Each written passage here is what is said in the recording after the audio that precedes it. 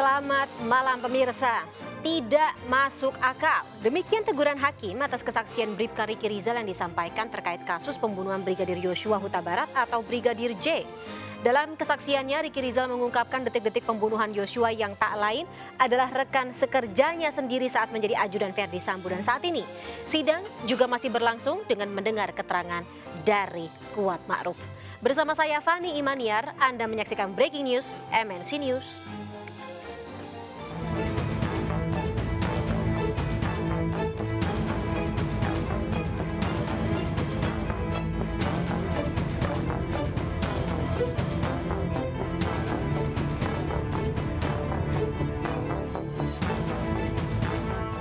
Pemirsa, saya akan ajak Anda kembali ke Pengadilan Negeri Jakarta Selatan untuk memantau persidangan atas terdakwa Richard Eliezer yang saat ini sudah dimulai kembali.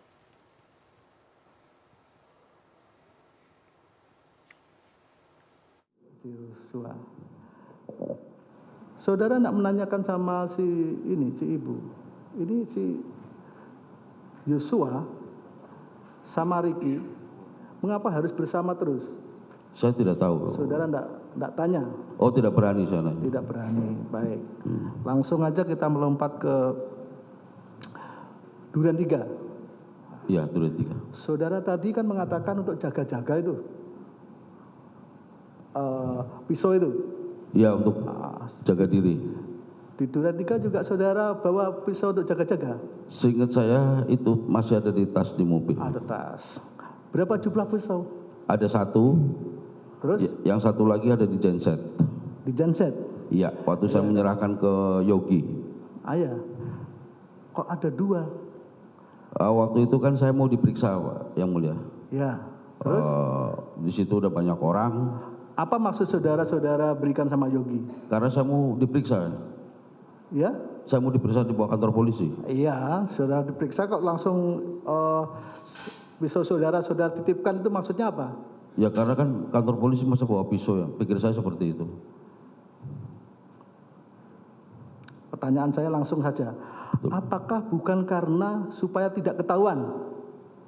Enggak seperti itu, Yang Mulia. Tidak seperti itu? Karena masuk kantor polisi yang nggak pantas bawa pisau gitu. Oh, gitu. Jadi si Riki sama si Eliezer, ya, ketika saudara itu ada di manggil itu, ya, coba kita lihat ini dulu gambarnya ya, gambarnya maket, tolong ya untuk gambar dalam rumah, posisinya, denah rumah.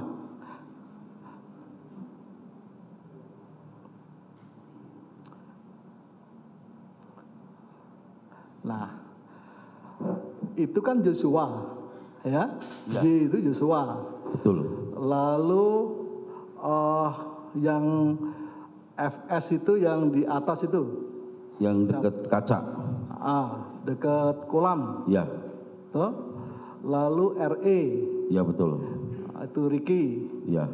Lalu saudara ini kan di belakangnya itu. Iya. Ini semuanya menghadap ke Yosua. Iya waktu itu.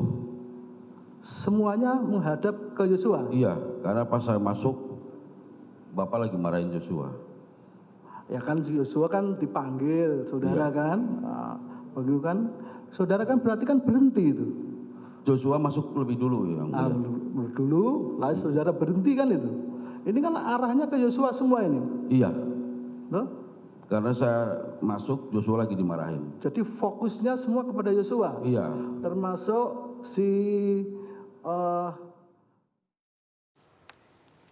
Ya, pemirsa, 3 terdakwa pembunuhan berencana Brigadir Yosua, Richard Eliezer, Riki Rizal, dan juga Kuat Ma'ruf kembali menjalani persidangan lanjutan dengan agenda pemeriksaan silang. Dan hari ini, giliran Riki Rizal dan Kuat Ma'ruf yang memberikan kesaksian dalam persidangan atas Richard Eliezer. Persidangan lanjutan perkara pembunuhan berencana Brigadir Yosua kembali digelar di Pengadilan Negeri Jakarta Selatan. Persidangan dilanjutkan untuk terdakwa Richard Eliezer, Riki Rizal, dan Kuat Ma'ruf dengan agenda melanjutkan pemeriksaan silang antar terdakwa. Hari ini giliran Riki Rizal dan Kuat Ma'ruf yang dimintai keterangannya sebagai saksi untuk Richard Eliezer.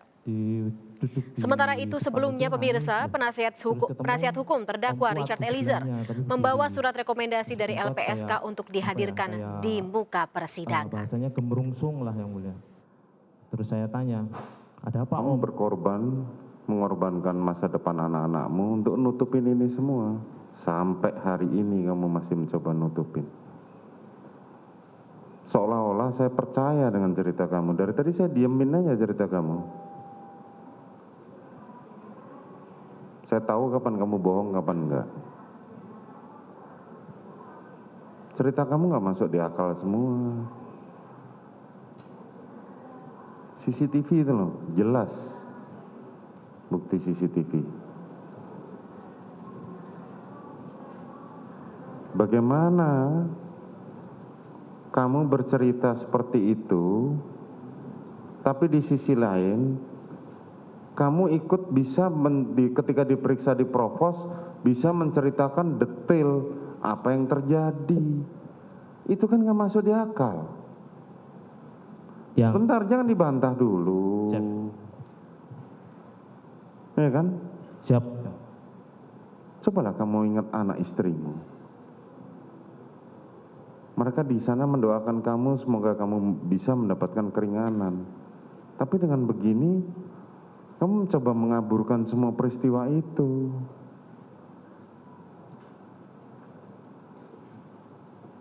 Yang saya ingatkan kepada saudara. Siap yang mulia. Saya tidak butuh pengakuan saudara. Siap. Karena dari awal jelas, kasus ini terbuka, bisa sampai maju ke persidangan ini, karena kesaksian dari Eliezer. Bukan kesaksian dari saudara. Siap. Tidak penting buat saya seperti itu. Tapi kalau caramu berbohong seperti ini, saya cuma ngingetin saudara, kasihan anak istrimu di rumah. Paham? Paham yang mulia. Kamu menutupi segala sesuatu yang sudah terjadi. Masih kamu tutupin juga di persidangan ini. Kalau kamu sudah bercerita begitu, bagaimana saudara bisa bercerita di depan Provos skenario seperti itu? Bahwa saudara menghindar segala macam pada saat saudara Richard menembak dengan Joshua. Bagaimana saudara bisa bercerita seperti itu? Dengan terangnya yang disampaikan oleh teman-teman saksi dari Polres Jakarta Selatan kemarin. Dari awal saudara udah tahu skenario seperti ini. Ini loh nanti kamu akan ketika diperiksa ceritanya seperti ini. Dan itu tidak ada dalam cerita saudara tadi. Paham? Siap yang mulia. Ya pemirsa, sampai dengan saat ini, malam hari ini, sidang lanjutan kasus pembunuhan Brigadir Nofriansyah Yosua Huta Barat masih berlangsung. Majelis Hakim masih mendalami kesaksian dari Kuat Ma'ruf yang merupakan asisten rumah tangga yang juga merupakan supir pribadi istri Verdi Sambo, Putri Chandrawati. Untuk memantau jalannya sidang, saat ini kami sudah terhubung dengan rekan Camar Hainda langsung dari Pengadilan Negeri Jakarta Selatan. Camar, selamat malam. Mungkin bisa dielaborasi lebih lanjut sejauh apa catatan Anda terkait dengan kesaksian Kuat Ma'ruf sampai dengan saat ini ketika persidangan sudah sempat reses tadi? Ya, baik. Selamat malam Fani dan juga pemirsa. Saat ini kami masih memantau persidangan lanjutan dari pembunuhan dari Brigadir Nofriansyah Yosua Huta Barat oleh Kadif Propam Nonaktif Verdi Sambo. Dan ada sejumlah poin yang tadi kami dapat, utamanya memang sidang ini sempat memanas dikarenakan adanya sejumlah pernyataan dari Kuat Ma'ruf dan juga Ricky Rizal yang tidak sesuai dengan BAP beserta dengan apabila dibandingkan dengan pernyataan dari sejumlah terdakwa lain, utamanya untuk Baradae selaku justice collaborator. Ini ada beberapa yang berbeda. Dan tadi pihak dari kuasa hukum Baradae, Roni Talapesi, menyampaikan bahwasanya pernyataan dari Kuat Ma'ruf dan juga Ricky Rizal ini seperti menutupi sebuah kenyataan dan juga kesaksian dari BAP yang sebelumnya, dan ini bertujuan untuk meringankan dari vonis Verdi Sambo. Dan tadi juga pihak dari Majelis Hakim menilai bahwa Kuat Ma'ruf dan juga Ricky Rizal kesaksiannya dinilainya tidak bernilai dikarenakan tidak ada unsur kejujuran dalam setiap ucapan yang dikatakan. Nah, tadi Ricky Rizal juga menyampaikan bahwasanya dirinya tidak mendengar percakapan antara Brigadir Nofriansah Yosua Huta Barat dan juga Putri Chandrawati ketika berada di kamar yang ada di rumah di Magelang. Padahal tadi pihak dari kuasa hukum Baradae juga sudah menampilkan bagaimana situasi serta letak dari kamar tersebut yang mana Putri Chandrawati pada saat itu meminta Brigadir Nofriansah Yosua Huta Barat untuk masuk dan terjadilah percakapan. Nah, berdasarkan pengakuan dari Bribka RR bahwasanya Putri Chandrawati dan juga Brigadir Nofriansah Yosua Huta Barat ini berkomunikasi dengan berbisik, di mana berbisik ini Fani dan juga pemirsa dapat mengindikasikan intimasi ataupun juga kedekatan. Apabila terjadinya pelecehan seksual, maka seharusnya ini tidak masuk akal dikarenakan tidak mungkin Putri Chandrawati membiarkan Brigadir Nofriansah Yosua Huta Barat untuk berdekatan berduaan di kamar dengan cara berbisik. Nah, Ricky Rizal dan juga Kuat Ma'ruf ini juga mempertahankan rekayasa yang ada, yang mana pihak dari majelis hakim, kemudian juga jaksa penuntut umum dibuat tercengang oleh beberapa kesaksian yang disampaikan oleh Ricky Rizal, diantaranya berkaitan dengan awal mula dirinya ketika menjadi polisi dan pada tahun 2018, Fani dan juga pemirsa ini pernah menolak ajakan Verdi Sambo untuk menjadi ajudannya. Dan untuk status terakhir dari Ricky Rizal diketahui sebagai PKO dari Divpropam, yang mana ini yang janggal adalah ditugaskan untuk menjaga anak Verdi Sambo yakni Tribrata Sambo yang saat ini bersekolah di Sekolah Taruna Nusantara Magelang, Jawa Tengah, sehingga inilah yang membuat hakim merasa aneh antara tupoksi dan juga status dari BKRR tidak sesuai. Kemudian juga Verdi Sambo ini juga sudah dibenarkan oleh BKRR untuk menggunakan namanya untuk membeli sejumlah barang-barang seperti kendaraan, kemudian juga membuat 2 buah rekening yakni di Bank BNI dan juga Bank BCA dengan masing-masing saldo ini senilai 600 juta rupiah dan juga 100 juta rupiah yang digunakan untuk keperluan rumah tangga. Apabila kita melihat lebih jauh, seperti diketahui Verdi Sambo ini bekerja sebagai Kadif Propam Polri dengan pendapatan sekitar 35 juta per bulan, dan ini tentunya tidak sesuai dengan fakta yang ada bahwasanya Verdi Sambo menghabiskan uang untuk rumah tangganya berkisar 200 hingga dengan 300 juta per bulan. Kemudian inilah yang nantinya akan diselidiki oleh pihak dari majelis hakim. Kemudian juga hakim menilai bahwasanya Ricky Rizal berbohong berkaitan dengan sarung tangan yang tidak dilihatnya digunakan oleh Verdi Sambo, yang mana ini berbeda dengan keterangan dari Baradae yang menyebutkan bahwasanya Verdi Sambo menggunakan sarung tangan ke tangan kanannya ketika melakukan penembakan. Dan Ricky Rizal tadi menyebutkan bahwasanya itu bukan sarung tangan, namun yang ia lihat adalah masker berwarna hitam yang dipegang ketika Verdi Sambo melakukan penembakan ke arah tembok. Kemudian juga Ricky Rizal mengaku tidak melihat Verdi Sambo memberikan perintah untuk melakukan penembakan terhadap Brigadir Nofriansah Yosua Huta Barat, padahal sesuai dengan keterangan dari Baradae selaku justice collaborator, dirinya melakukan penembakan karena diperintahkan tembak oleh Verdi Sambo. Kita akan nantikan apakah nantinya akan ada kejanggalan-kejanggalan yang disampaikan oleh Kuat Ma'ruf dan juga Ricky Rizal berikutnya. Fani. Baik, terima kasih Camar melaporkan langsung dari Pengadilan Negeri Jakarta Selatan. Selamat bertugas kembali memantau bagaimana jalannya persidangan ke depan.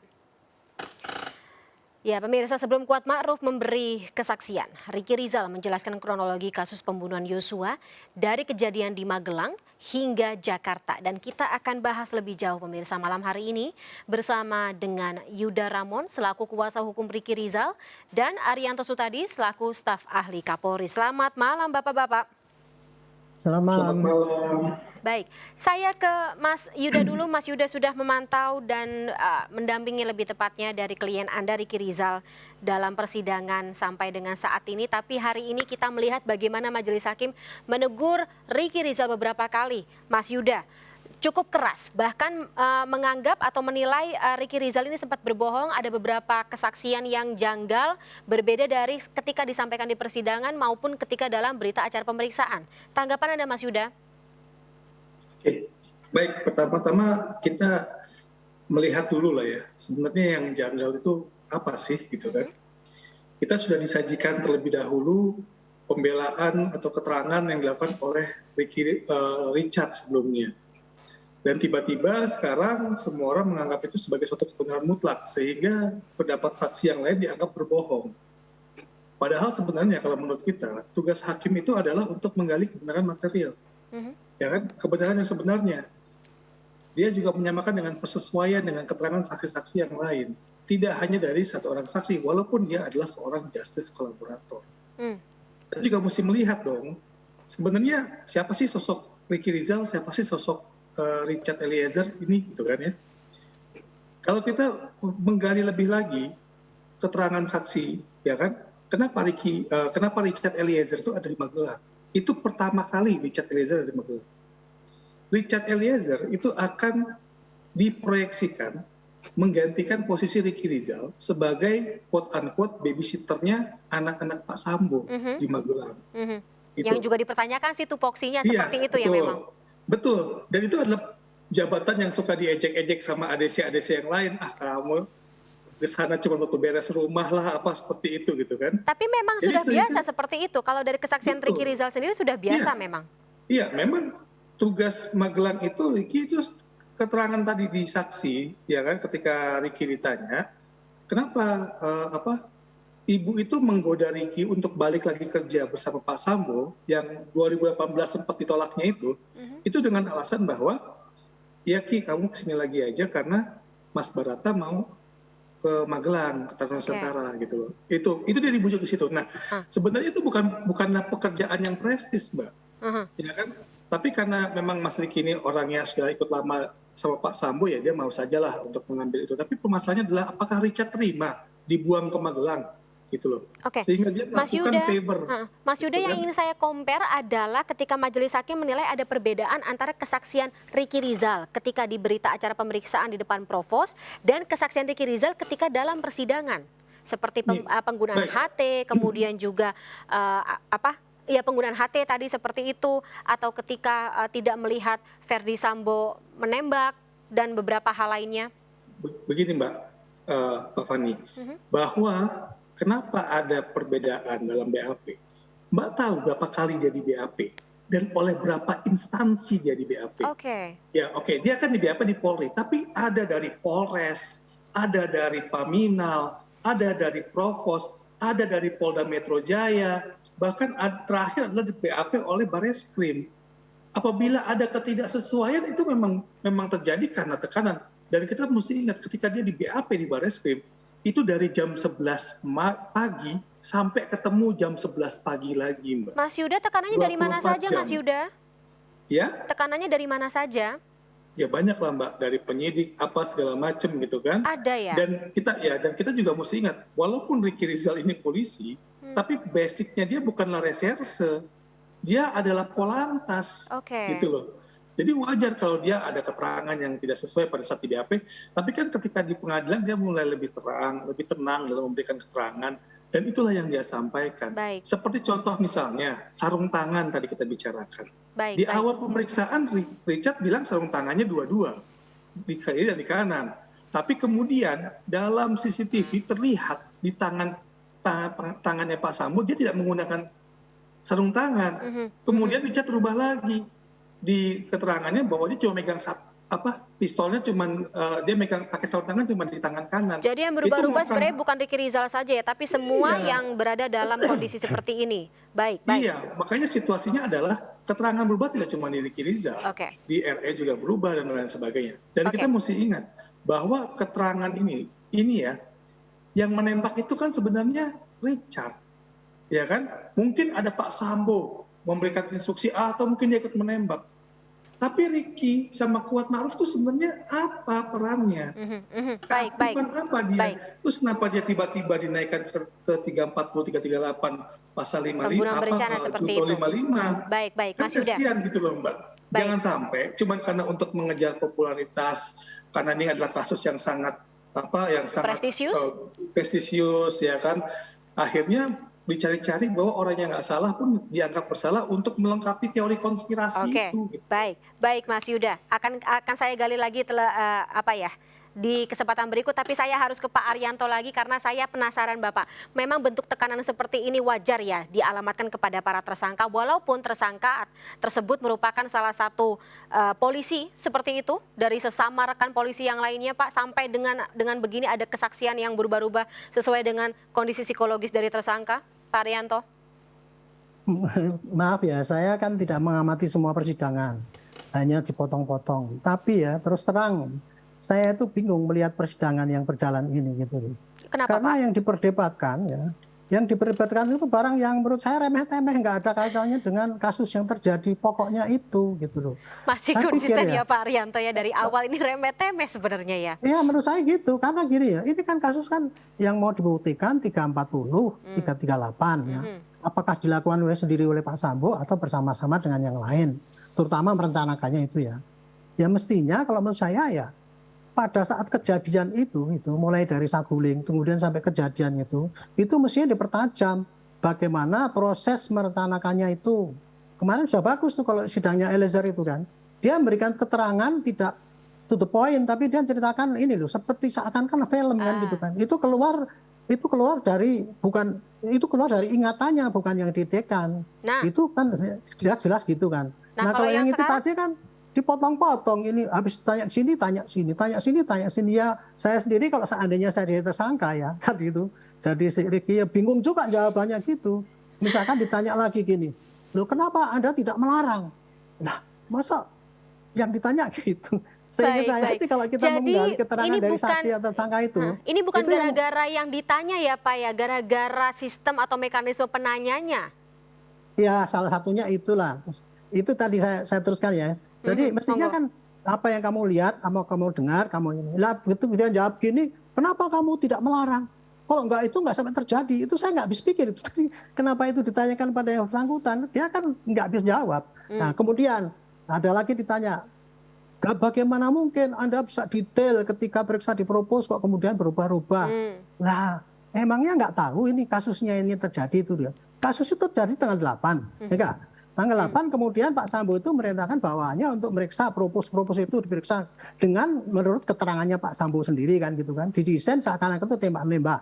Ya akhirnya si Ricky itu waktu diperiksa itu ya sesuai dengan skenario yang dibikin gitu kan. Nah kemudian tim itu diambil tim khusus, diperiksa lagi oleh tim khusus itu, Bareskrim dan sebagainya. Kan disuruh ngulangi lagi, itu terjadi perubahan karena lihat dulu waktu itu Pak Sambo kan belum jadi tersangka. Jadi keterangannya masih berubah, tidak persis seperti itu. Tergantung Jadi ya. itu perubahan itu masuk akal karena memang tergantung dari situasi. Dan tergantung ada kepentingan di belakangnya, tersangka ini, bukan Pak karena Arianto? ini bohong, ya. Apakah karena ada kepentingan juga di belakangnya? Iya, karena statusnya berubah gitu antara Pak Sambo sebelum jadi tersangka juga Enggak, saya dengan kira ketika gini sudah loh, jadi tersangka. saksi itu kan ngomong waktu itu kan lihat Pak Sambo waktu itu memang tekanannya sangat besar sekali ketika aibnya belum kebuka kan gitu kan. Nah begitu berusaha setengah terbuka, otomatis kan itu akan berusaha memberikan keterangan yang sesungguhnya kan gitu kan. Tapi tidak seluruhnya benar. Nah ketika sampai di pengadilan ini mestinya itu yang ditanya, oke ya kamu yang kemarin cerita bolehlah ngarang-ngarang sana sini. Tapi demi anak kamu supaya kamu tidak dihukum, kamu cerita apa adanya. Terus terangkan aja apa yang ada gitu. Nggak usah disanggah, dengerin gini. Kalau nggak cocok nanti baru dicocokkan di cross check. Jangan dipaksa-paksa kenapa kok nggak gini, itu menurut saya itu yang saya jadi ini persidangan. Pak Arianto, jadi pertanyaan selanjutnya adalah kondisi yang juga mendrive Ricky Rizal ini apakah dipengaruhi juga dengan loyalitasnya dia kepada Verdi Sambo? Tapi tahan dulu Pak Arianto dan juga Mas Yuda, kita akan sambung di segmen berikutnya pemirsa. Dialog ini tetaplah bersama kami dalam Breaking News MNC News.